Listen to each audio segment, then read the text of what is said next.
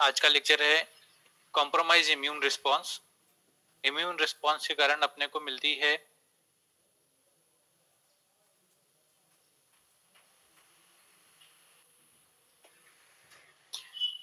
Immune response के कारण ही अपने को मिलते हैं सोरोसिफिलिटिक डिसीज, वो अपन आज देखने वाले हैं। So start lecture with the blessing of masters. सबसे पहले Hahnemann sir, then Vijayakar sir.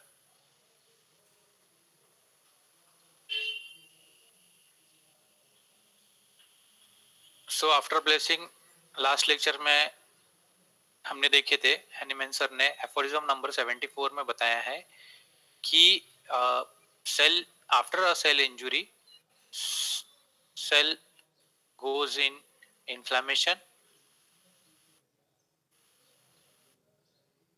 then construction, then destruction. That is either deprive of some part of its irritability and sensitivity, that is inflammation,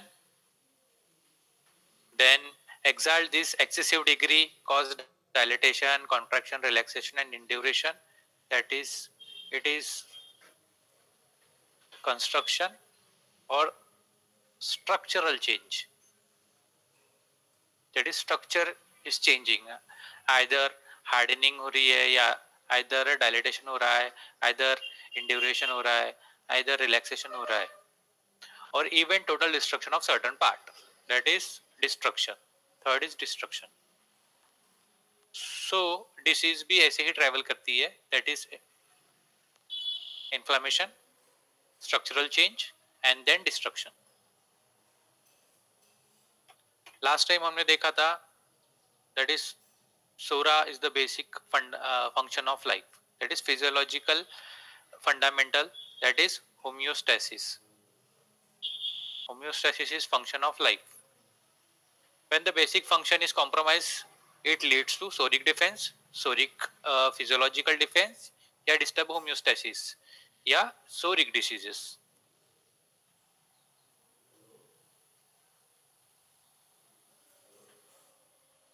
जब physiological function या psoric basic function of life compromise होता है तो अपने को क्या मिलता है, दैट इज इन्फ्लामेशन. तो लास्ट टाइम हमने देखा था कि inflammation it is due to disturb homeostasis से रिस्पॉन्स होता है ऑटोकॉइट्स के कारण. अब ये ऑटोकॉइट्स को कौन स्टिमुलेट करता है, आज अपन ये देखने वाले हैं, दैट इज कैसे इम्यून कॉम्प्रोमाइज होता है. Then the inflammation is a protective response. मैंने बताया था कि आपको जो भी बॉडी में डिफेंसेस आते हैं या जो भी इन्फ्लामेशन, कंस्ट्रक्शन, स्ट्रक्चरल चेंज या फिर डिस्ट्रक्शन, ये जो तीनों चीज है ये क्या है, प्रोटेक्टिव रिस्पॉन्स है. इसी को अपन डिफेंस बोलते हैं. ये बॉडी का डिफेंस है. ये डिफेंस इसलिए है कि आपको इंजुरी कुछ हो रही है रिपीटेडली, बॉडी आपको साइन करता है कि आप उसको प्रोटेक्ट करे, आप उसको ठीक करे. अदरवाइज जो इंजुरी है बॉडी खुद उसको प्रोटेक्ट करेंगे in the sign of inflammation, construction of disease और डिस्ट्रक्शन ऑफ डिसीज.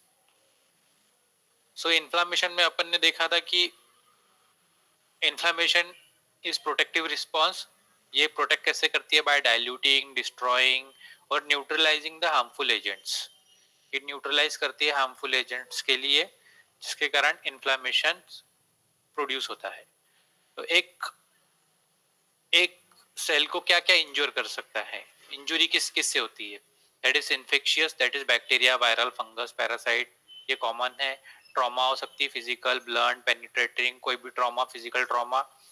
फिजिकल और केमिकल एजेंट्स जो ट्रॉमा प्रोड्यूस करते हैं, thermal injury, burn, frostbite, radiation, environmental chemicals, कोई भी हो सकता है जो सेल को इंजोर कर सकता है.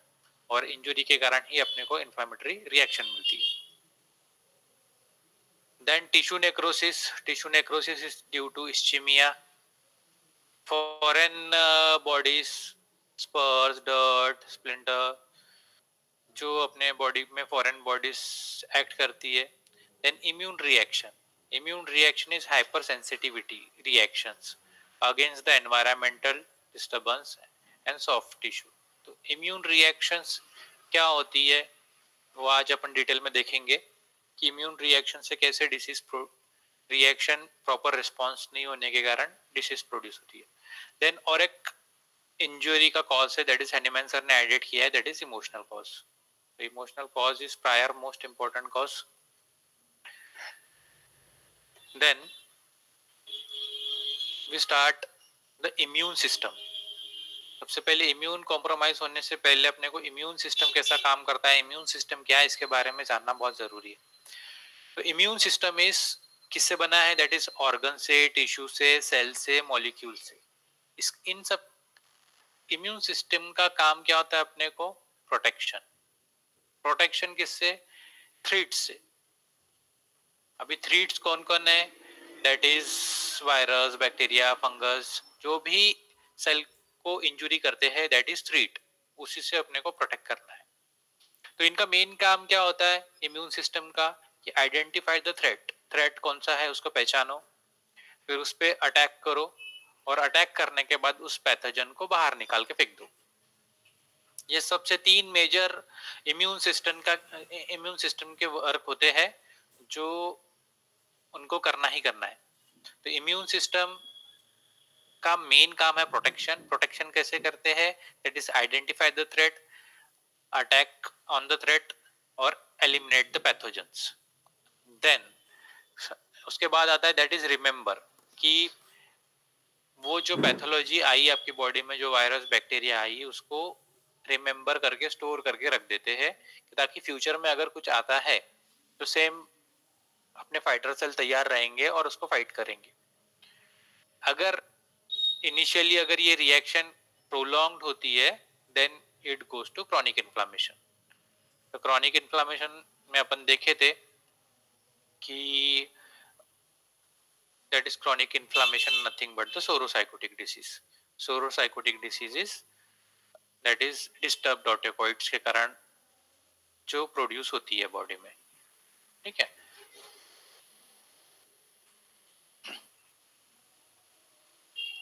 So the immune system is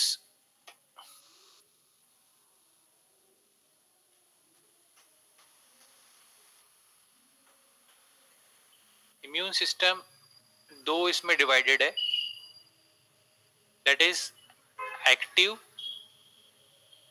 and passive. Active में दो है, दैट इज इनेट एंड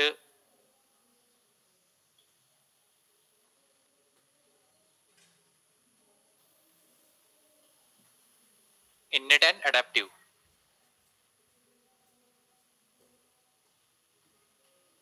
और पैसिव, तो मैं पहले पैसिव के बारे में बात करता हूँ। पैसिव इम्यून सिस्टम वो होता है कि जो बॉडी में पैसिवली इम्यूनिटी देके जाते हैं, that is best example is vaccine, plasma therapy, that is stem cell therapy. तो ये जो होते हैं ये क्या करते हैं, ये पैसिवली बॉडी में अपन कुछ प्रोटीन्स इंजेक्ट करते हैं जो बॉडी के इम्यून सिस्टम को बढ़ाता है। तो mostly allopathic drugs, allopathic medicine या मॉडर्न साइंस मेडिसिन इस पार्ट पे ज्यादा बिलीव करते हैं। मॉडर्न साइंस या आप बोलिए एलोपैथी प्रैक्टिशनर, वो इस पार्ट पे ज्यादा बिलीव करते हैं कि वैक्सीन, जैसे इन्फ्लुएंजा हो रहा है, रिपीटेड कफ कोराइजा हो रहा है, तो इन्फ्लुएंजा की वैक्सीन दे दो। या फिर अभी जैसे नी पेन है तो प्लाज्मा प्रोटीन्स दे दो आप इंजेक्ट करके। तो allopathy practice depend on passive immunity. Passive immunity पे ज्यादा वर्क करते हैं। पैसिव इम्यूनिटी में सबसे पहले आते हैं vaccine, that is plasma proteins, then stem cell, then ऐसे बहुत सारे एग्जांपल्स हैं। तो जैसे अभी रिसेंटली स्टार्ट हुआ है कि नी पेन हो रहा है, तो वो क्या करते हैं कि अपना ब्लड सैंपल लेते हैं, ब्लड में प्यूरिफाई करते हैं, जो प्लाज्मा करते हैं उसको सेपरेट करते हैं और नी में इंजेक्ट कर देते हैं। दैट इज पैसिव इम्यूनिटी, वो आपको पैसिवली इम्यूनिटी देती है। Then active immunity, active immunity वो इम्यूनिटी होती है जो अपने को इनबॉर्न होती है, इनबॉर्न होती है, जो मदर से आती है। तो ये दो टाइप की होती है, एक इन्नेट इम्यूनिटी होती है, एक एडेप्टिव इम्यूनिटी होती है। सो द इन्नेट इम्यूनिटी क्या होती है अभी? तो इन्नेट इम्यूनिटी जो ये होती है कि इन्नेट इम्यून रिस्पॉन्स, ये क्या होता है? नॉन स्पेसिफिक होता है। सबसे पहले नॉन स्पेसिफिक मतलब कि बॉडी में कोई भी है पैथोजेंस, कौन सा भी पैथोजेंस है, bacteria, virus, fungus, parasites, injury, कोई भी हो, तो ये सबसे पहले एक्ट होगा। ये एक्टिवेट होने के बाद सीधा डायरेक्ट अटैक करेगा, सीधा डायरेक्ट अटैक करेगा। जो भी उनको थ्रेट लगता है उस पे अटैक करेगा। ये कैसा एक्ट होता है? जैसे कैसा एक्ट होता है? With in a minute, with in a minute start हो जाती है बॉडी में। जैसे एग्जांपल फीवर्स, अगर कोई पैथोजन से बॉडी में गया तो आपको फीवरिशली फास्ट होना, तुरंत फास्ट होना चालू हो जाता है। तो जो इन्नेट रिस्पॉन्स, इम्यून रिस्पॉन्स है, वो कैसा हो रहा है? विद इन अ मिनट, बहुत फास्ट हो रहा है। लेकिन इसमें क्या होता है? मेमोरी नहीं होती है। ये कि अगर अपन ये सपोज जैसे इन्होंने प्रीवियसली कोई वायरस को अटैक करके डेड किया, तो अटैक करके डेड करने के बाद अगर वो वायरस फिर से बॉडी में आता है तो इनको रिकॉग्निशन नहीं होती है कि ये वापस उस पर अटैक, ये पहचाने करके कि ये पिछला वाला ही था करके। तो इनमें मेमोरी नहीं होती है। ये जितनी बार वायरस आएगा उतनी बार ये फाइट करेंगे, उतनी बार फाइट करेंगे। वो कितनी बार भी आए तो वो फाइट करते ही रहेंगे।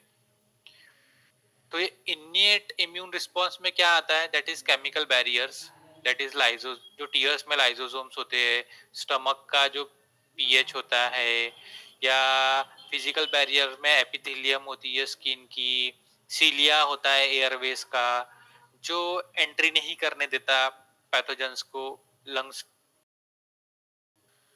तो ये जो होता है इन्नेट इम्यून रिस्पॉन्स होते हैं, इन्नेट इम्यून रिस्पॉन्स होते हैं जो फिजिकल बैरियर, केमिकल बैरियर के रूप में बॉडी में प्रेजेंट होते हैं, और वो with in a minute start होते हैं और इंस्टेंटली स्टार्ट होते हैं, और वो स्पेसिफिक नहीं होते। स्पेसिफिक नहीं होने के कारण वो कंटिन्यूअसली एक्टिवेट रहते हैं बॉडी में, बट उनको पैथोजन की देरी रहती है। अगर वो पैथोजन उनको दिखा तो वो डायरेक्ट स्टार्ट हो जाते हैं।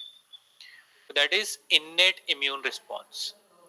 देन बॉडी में सेकेंड इम्यून एक्टिव का होता है adaptive immune response. Adaptive immune response में क्या होता है कि ये अपने बॉडी के जो सेल है, ये जो पैथोजेंस है, इसमें क्या होते हैं? ये स्पेसिफिक एंटीनाज होते हैं। ये स्पेसिफिक एंटीनाज होने के कारण पैथोजन में भी क्या होता है? एंटीजेंस होते हैं।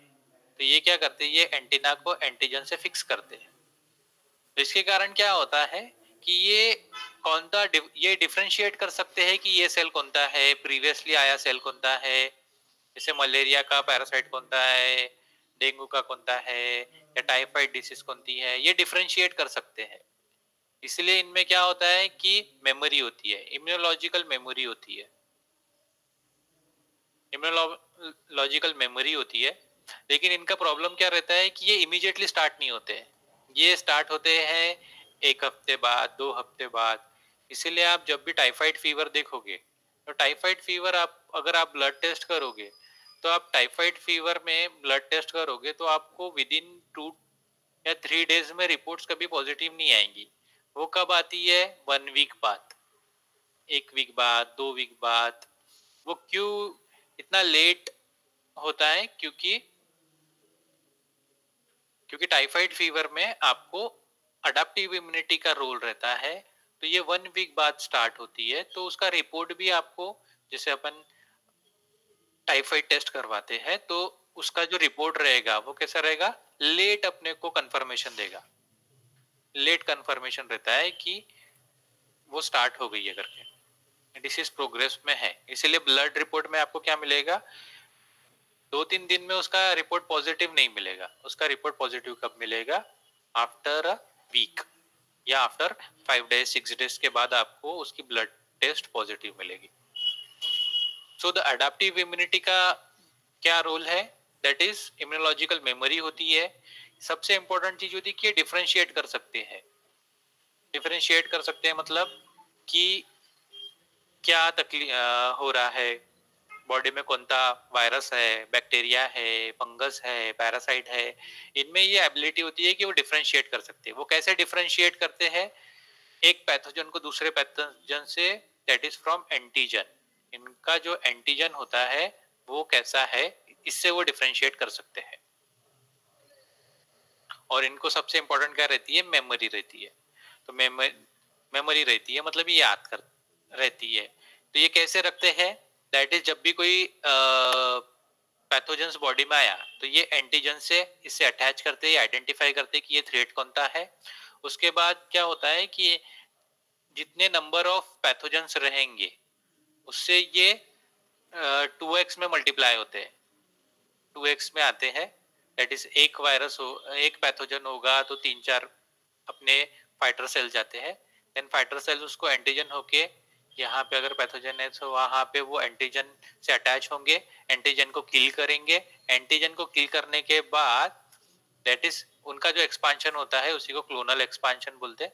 फिर वो एंटीजन को डिस्ट्रॉय करते, डिस्ट्रॉय होने के बाद दैट इज क्लोनल डिलीशन होता है, मतलब कि सेल डेड हो जाती है। उसमें से कुछ सेल सरवाइव करते हैं एज अ मेमोरी सेल, उस सेल सरवाइव करते हैं एज अ मेमोरी सेल, इसलिए इनको क्या रहती है? मेमोरी रहती है। तो अपने देखे कि इम्यूनिटी दो टाइप की है। सबसे पहले active immunity, passive immunity. Passive immunity मतलब क्या होता है कि जो पैसिवली बॉडी में दी जाती है, एग्जांपल वैक्सीन्स। एक्टिव इम्यूनिटी क्या होती है? जो बॉडी में इनबॉर्न आती है, आपके जीन से आती है, मदर से आती है, फादर से आती है। तो एक्टिव इम्यूनिटी के दो होते हैं, एक इन्नेट इम्यूनिटी, एक अडेप्टिव इम्यूनिटी। इन्नेट इम्यूनिटी कैसे रहती है? इंस्टेंट वाली।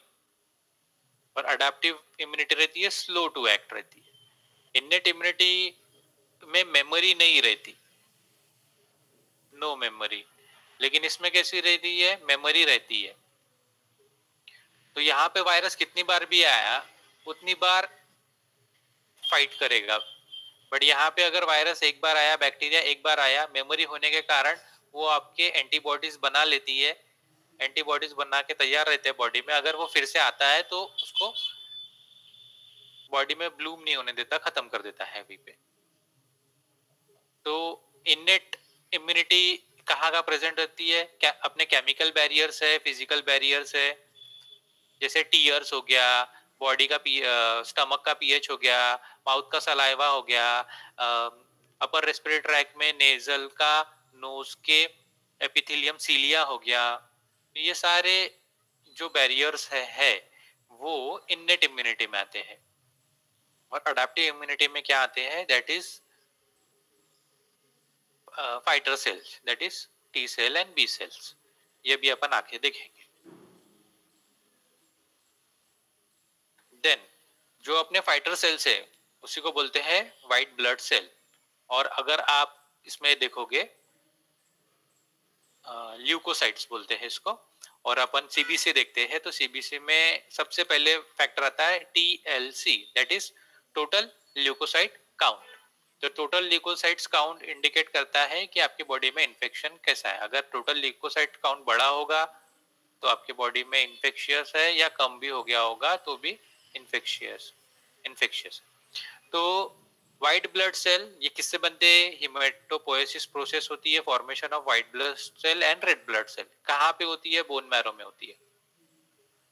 तो एक मल्टीपोटेंट हिमोपोएटिक स्टेम सेल जो बनाती है माइलॉइड और लिम्फोइड सेल। ये प्रोजेनेटर होते हैं सेल्स के जो प्रोड्यूस करते हैं आगे। तो myeloid cell and lymphoid cell. तो माइलॉइड सेल, तो आपने अगर ब्लड कैंसर के बारे में सुना होगा तो आपने सुना होगा कि myeloid, chronic myeloid lymphoma, chronic lymphoid leukaemia, या माइलॉइड ल्यूकेमिया, लिम्फोइड ल्यूकेमिया। तो ये इसी से डेवलप होते हैं। तो myeloid cell and lymphoid cell से ही बाकी के सेल बनते हैं, बाकी के फाइटर सेल, अपने सोल्जर सेल्स तैयार होते हैं। तो माइलॉइड सेल्स से क्या क्या तैयार होता है? सबसे पहले माइलॉइड सेल से तैयार होते हैं that is neutrophil, eosinophil, basophil, mast cell, dendritic cell, macrophages, monocytes. ठीक है, ये सारे क्या है? इननेट इम्यून रिस्पॉन्स के फाइटर सेल्स है, सोल्जर्स है। That is neutrophil, eosinophil, basophil, mast cell, dendritic cell, macrophages and monocytes. Then जो न्यूट्रोफिल्स, इयोसिनोफिल्स एंड बेसोफिल्स होते हैं, इनमें क्या होते हैं? ये ग्रैन्यूल्स होते हैं। ग्रैन्यूल्स मतलब ये डॉट डॉट डॉट डॉट होते हैं, ये ग्रैन्यूल्स। इनमें ग्रैन्यूल्स होते हैं ऐसे डॉट्स।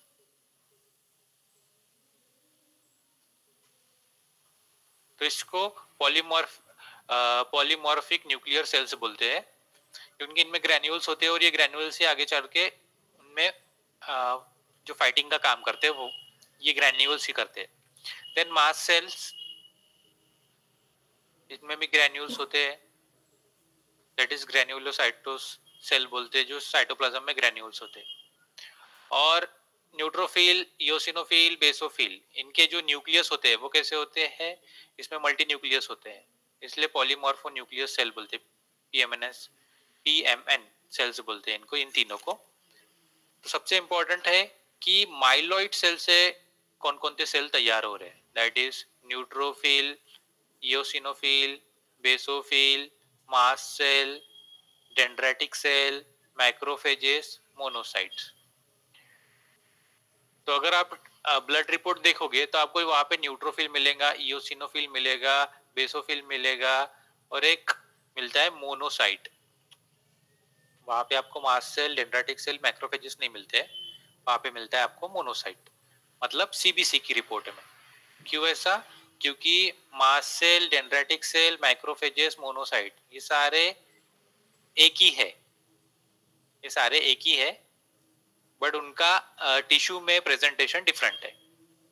मतलब कैसा भी अपन आके देखेंगे। तो सबसे पहले अपन देखते हैं न्यूट्रोफिल। तो अगर बॉडी में कोई भी इम्यून रिस्पॉन्स स्टार्ट होता है, कैसे स्टार्ट होगा? बाय इंजुरी और बाय पैथोजन। बाय इंजुरी और पैथोजन से अगर इम्यून रिस्पॉन्स स्टार्ट होता है तो बोन मैरो में प्रोडक्शन बढ़ता है। एट लॉट ऑफ, सबसे पहले कौन जाता है? अपन ने लास्ट टाइम देखे थे,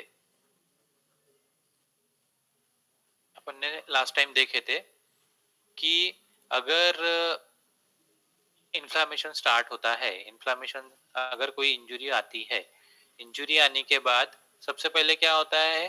दैट इज वासोडाइलेटेशन, वासोकंस्ट्रिक्शन, देन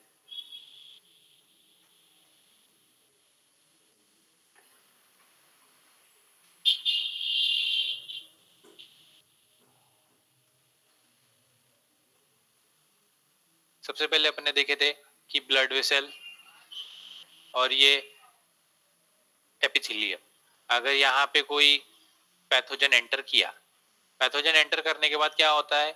यहाँ के जो सेल रहेंगे, यहाँ पे कौन से सेल रहेंगे? ये आउटर साइड में रहते हैं। ये टिश्यू में 3 टाइप के सेल रहते हैं, मतलब जो मैंने बोला था, डेंड्राटिक सेल रहेंगे, मास्ट सेल रहेंगे, मोनोसाइट रहेंगे या फिर माइक्रोफेजेस रहेंगे। ये चारों सेल एक ही होते हैं, लेकिन इनमें इनका ये रहता है कि ये कौन से टिश्यू में प्रेजेंट है, उसके कारण डिफरेंशिएट हो जाते हैं, इनका नाम अलग अलग हो जाता है। तो यहाँ पे प्रेजेंट रहेंगे डेंड्राटिक सेल या मोनोसाइट, माइक्रोफेज। ठीक है, तो यहाँ पे अगर पैथोजन आया, अगर उसने इरिटेशन स्टार्ट किया, इरिटेशन स्टार्ट करने के बाद सबसे पहले ये इनके कांटेक्ट में आते हैं। सपोज यहाँ पे डेंड्राटिक सेल है, तो डेंड्राटिक सेल इसको पहले पकड़ेगा। जैसे इसको पकड़ा तो देन क्या होगा? स्टार्ट, ये यहाँ से रिलीज करेंगे, दैट इज क्या रिलीज करते हैं ये? ऑटोकॉइड्स। ऑटोकॉइड्स मतलब क्या? That is cytokinin, interleukin, prostaglandin, histamine, ये रिलीज किया। ये रिलीज करने के बाद क्या हो जाता है कि यहाँ पे ब्लड वेसल पे चेंजेस आते हैं। क्या चेंजेस आते हैं? दैट इज सबसे पहले आएंगे वासो डायलेटेशन, देन वासो कंस्ट्रिक्शन। इससे क्या होगा? ब्लड फ्लो यहाँ पे स्लो हो जाएगा। स्लो हो जाएगा तो क्या हो जाएगा? स्लो हो गया तो स्लो हो गया तो यहाँ से जो आरबीसीज रहेंगे वो सेंटर में आएंगे, प्लाज्मा सेल, प्लाज्मा फ्लूइड और प्लाज्मा डब्ल्यूबीसी ये क्या आएंगे, कॉर्नर्स में आ जाएंगे। यहाँ से डब्ल्यूबीसी जाएंगे, तो डब्ल्यूबीसी जो सेल्स है, तो अपन ने देखा है अभी डब्ल्यूबीसी सेल्स, तो डब्ल्यूबीसी में सबसे पहले देख रहे हैं अपन माइलॉइड सेल और लिम्फोइड सेल। तो डब्ल्यूबीसी में से कौन सा सेल जाएगा, दैट इज माइलॉइड में कौन कौन है, neutrophil, eosinophil, basophil, that is dendritic cell, mast cell, monocyte, macrophages. तो सबसे पहले एंट्री होती है दैट इज न्यूट्रोफिल। कोई ही भी इन्फेक्शन रहे, कैसा भी इन्फेक्शन रहे, सबसे पहले एंट्री किसकी होगी, दैट इज न्यूट्रोफिल की। तो न्यूट्रोफिल सबसे पहले स्टार्ट होगा, पैथोजन आएगा, पैथोजन आया, एंट्री हुई तो न्यूट्रोफिल जाएंगे वहां पे बहुत सारे। फिर न्यूट्रोफिल क्या करेंगे, वो पैथोजन को सबसे पहले फैगोसाइटोसिस करेंगे। फैगोसाइटोसिस मतलब कि वो बैक्टीरिया को या पैथोजन्स को अंदर लेंगे। तो अंदर लेने के बाद क्या करेंगे, उसको अंदर लेंगे और उसको दो तरीके से उसको खत्म करने की कोशिश करेंगे, डिस्ट्रॉय करने की कोशिश करें, ये करेंगे। सबसे पहला प्रोसेस होता है इनका, दैट इज फाइगोसोम से। मतलब जो ये ग्रैन्यूल्स दिख रहे हैं आपको, उनमें जो प्रेजेंट होते हैं, वो ग्रैन्यूल से क्या करते हैं, पैथोजन की जो सेल वॉल होती है उसको डिस्ट्रॉय करते हैं, और डिस्ट्रॉय होने के कारण इसका पीएच डिक्रीज होता है। पीएच डिक्रीज हो गया तो मीडियम कैसा हो जाएगा, एसिडिक होगा। एसिडिक होगा तो ये पैथोजन डिस्ट्रॉय हो जाएगा। अगर ये सिंगल पैथोजन होगा तो पहली चीज, तो पहले ये क्या करते हैं, फैगोसाइटोसिस करते हैं। फैगोसाइटोसिस से ये फाइगोलाइसोसोम तैयार करके एसिडिक मीडियम प्रोड्यूस करके उसको किल करते हैं। तो ये अगर पैथोजन सिंगल है या दो है तो ये फैगोलाइसोसोम की प्रोसेस फॉलो करते हैं। अगर पैथोजन बहुत सारे हैं, यहाँ पे पैथोजन बहुत सारे प्रोड्यूस हो गए हैं, पैथोजन बहुत सारे प्रोड्यूस होने के कारण वो सभी को क्या करेंगे, उसको क्या करेंगे, दैट इज फाइगोसाइटोसिस करेंगे। फाइगोसाइटोसिस करने के बाद वो क्या करेंगे, सभी को अंदर ले लेंगे, और सभी को अंदर लेने के बाद ये क्या करते हैं, इसको बोलते हैं ऑक्सीडेटिव बर्स्ट।